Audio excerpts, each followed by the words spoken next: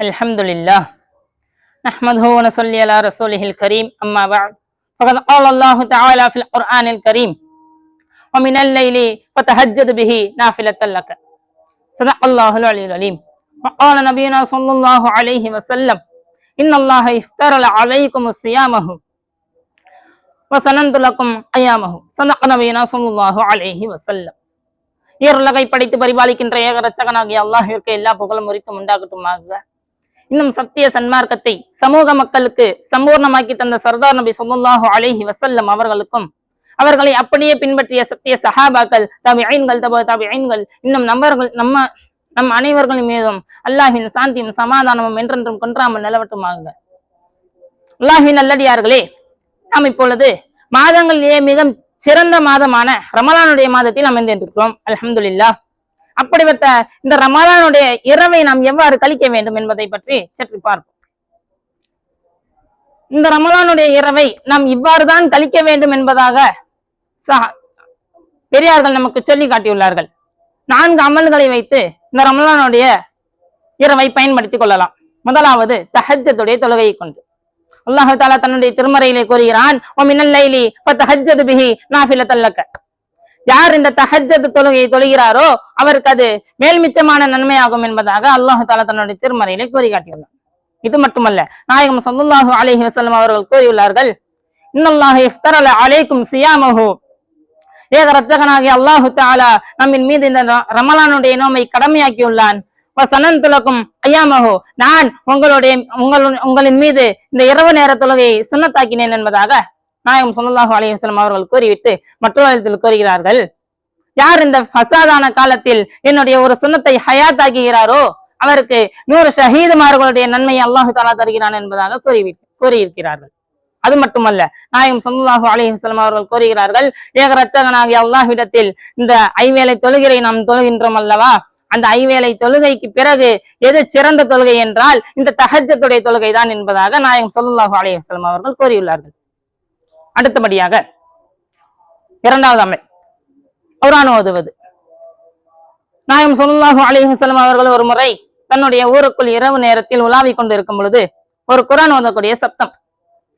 நாயகம் ஸல்லல்லாஹு அலைஹி வஸல்லம் அவர்கள் இது அபூ மூஸா ரலியல்லாஹு தஆலா அன்ஹு அவர்களுடைய குரல் தான் என்பதாக அறிந்துவிட்டு சென்று விடுகிறார்கள். மறுநாள் காலையில் அபூ மூஸா ரலியல்லாஹு தஆலா அன்ஹு அவர்களை அழைத்து, யா அபூ மூஸாவே, நேற்று இரவு நான் உலாவிக் கொண்டு இருக்கும் பொழுது உங்களுடைய குர்ஆன் ஓதக்கூடிய சப்தத்தை நான் கேட்டேன், அது மிகவும் இனிமையாக இருந்தது என்பதாக கூறினார்கள். அதற்கு அபூ மூஸா ரலியல்லாஹு தஆலா அன்ஹு அவர்கள் கூறிய வார்த்தை, யா ரசூலல்லாஹ், யா ரசூலல்லாஹ், நான் ஓதியதை நீங்கள் செவிமடித்தீர்கள் என்று எனக்கு நான் அறிந்திருந்தேன் என்றால் நான் இன்னும் அதை மிகவும் அழகாக ஓதியிருப்பேன் என்பதாக கூறினார்கள். சரி, இந்த குர்ஆன் ஓதுபவர்களை பற்றி அல்லாஹ் தஆலா தன்னுடைய திருமறையில கூறுகிறான், வரத்தில் குர்ஆன தர்தீலா. யார் இந்த குர்ஆனை ஓதுகிறாரோ அவர் நிறுத்தி நிதானமாக தெளிவுடன் ஓத வேண்டும் என்பதாக அல்லாஹ் தஆலா தன்னுடைய திருமறையிலே கூறியுள்ளார். அது மட்டுமல்ல, நாயகம் ஸல்லல்லாஹு அலைஹி வஸல்லம் அவர்கள் இவ்வாறு கூறுகிறார்கள், யார் இந்த ரமலானுடைய மாதத்தில் குர்ஆனிலிருந்து ஒரு ஹர்ஃப், அதாவது ஒரு எழுத்தை ஓதுகிறாரோ அவருக்கு 30 நன்மை என்பதாக நாயகம் ஸல்லல்லாஹு அலைஹி வஸல்லம் அவர்கள் கூறியுள்ளார்கள். அடுத்தபடியாக இஸ்திக்ஃபார் செய்வது, அதாவது அல்லாஹ்விடத்தில் பாவ மன்னிப்பு தேடுவது. அல்லாஹ் தஆலா தன்னுடைய திருமறையிலே கூறுகிறான், அபில் அஸ்ஹாரிஹும் யஸ்தக்ஃபிரூன், அதாவது இறையச்சமுடையவர்கள் அல்லாஹ்விடத்தில் அவர்களுடைய சஹர் நேரத்தில் பாவ மன்னிப்பு கேட்பார்கள் என்பதாக அல்லாஹ் தஆலா தன்னுடைய திருமறையிலே கூறுகிறான். நாயகம் ஸல்லல்லாஹு அலைஹி வஸல்லம் அவர்கள் ஒரு முறை மிம்பர் படியில் ஏறிக்கொண்டிருக்கும் பொழுது ஜிப்ரீல் அலைஹிஸ்ஸலாம் அவர்கள் 3 துஆக்கள் கேட்டார்கள். அதில் ஒரு துஆ, யா அல்லாஹ், யார் இந்த ரமலானுடைய மாதத்தில் மக்ஃபிரத், அதாவது பாவ மன்னிப்பு பெற்றுக் கொள்ளாமல் இருக்கிறாரோ அவரின் மீது சாபம் உண்டாகட்டும் என்பதாக ஜிப்ரீல் அலைஹிஸ்ஸலாம் அவர்கள் துஆ கேட்க, உம்மத்தின் மீது பேராவல் கொண்ட, உம்மத்தின் மீது பேரன்பு கொண்ட நாயகம் ஸல்லல்லாஹு அலைஹி வஸல்லம் அவர்கள் ஆமீன் என்று கூறினார்கள்.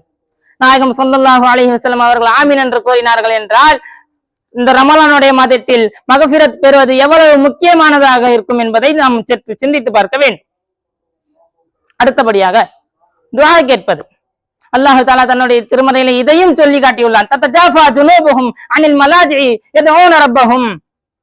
இறையச்சமுடையவர்கள் தன்னுடைய இரவில் கண் விழித்து அல்லாஹ்விடத்தில் ஆதரவுடனும் அச்சத்தோடும் யா அல்லாஹ் என்பதாக என்னை அழைப்பார்கள் என்பதாக அல்லாஹ் தஆலா தன்னுடைய திருமறையிலே கூறி காட்டியுள்ளான். நாயகம் ஸல்லல்லாஹு அலைஹி வஸல்லம் அவர்கள் கூறியுள்ளார்கள், அல்லாஹுடைய நெருக்கத்தையும் பொருத்தத்தையும் பெறுவதற்கு இந்த தஹஜ்ஜுடைய நேரத்தை தவிர வேற எந்த நேரமும் சிறந்ததில்லை என்பதாக கூறிவிட்டு, அந்த நேரத்தில் யார் அல்லாஹ்விடத்தில் துஆ கேட்கிறாரோ, யார் அல்லாஹ்விடத்தில் யா அல்லாஹ் என்பதாக துஆ கேட்கிறாரோ அவருடைய துஆ மறுக்கப்படாது என்பதாக நாயகம் ஸல்லல்லாஹு அலைஹி வஸல்லம் அவர்கள் கூறியுள்ளார்கள். அல்லாஹ் தஆலா தன்னுடைய திருமறையில இவ்வாறு கூறுகிறான், ஃபதுஊனி அஸ்தஜிப் லக்கும், ஃபதுஊனி அடியார்களே என்னை அழையுங்கள், அஸ்தஜிப் லக்கும் நான் உங்களுக்கு பதில் அளிக்கிறேன் என்பதாக அல்லாஹு தாலா நாம் அல்லாஹு தாலாவை அழைக்க வேண்டும் என்பதை அல்லாஹு தாலா எதிர்பார்த்தவனாக இருக்கின்றான். ஆக அல்லாஹின் நல்லடியார்களே, இனி இருக்கக்கூடிய ரமலானுடைய நோன்புகளிலும் இனி வரக்கூடிய ரமலானுடைய நோன்புகளிலும் மேல்கூறிய அனைத்து அமல்களையும் செய்து அதன்படி அதனுடைய கூலியை பெறுவதற்கு வல்லோன் அல்லாஹ் உமக்கும் எமக்கும் இவ்வுலகில் உள்ள அனைத்து மனிதருக்கும் தௌஃபீக் செய்வாராக என்று துஆ செய்ய என் உரைக்கு திரையிடுகிறேன். ஆகிரு தஅவானா அல்ஹம்துலில்லாஹி ரப்பில் ஆலமீன். அஸ்ஸலாமு அலைக்கும் வரஹ்மத்துல்லாஹி தஆலா வபரகாத்துஹு.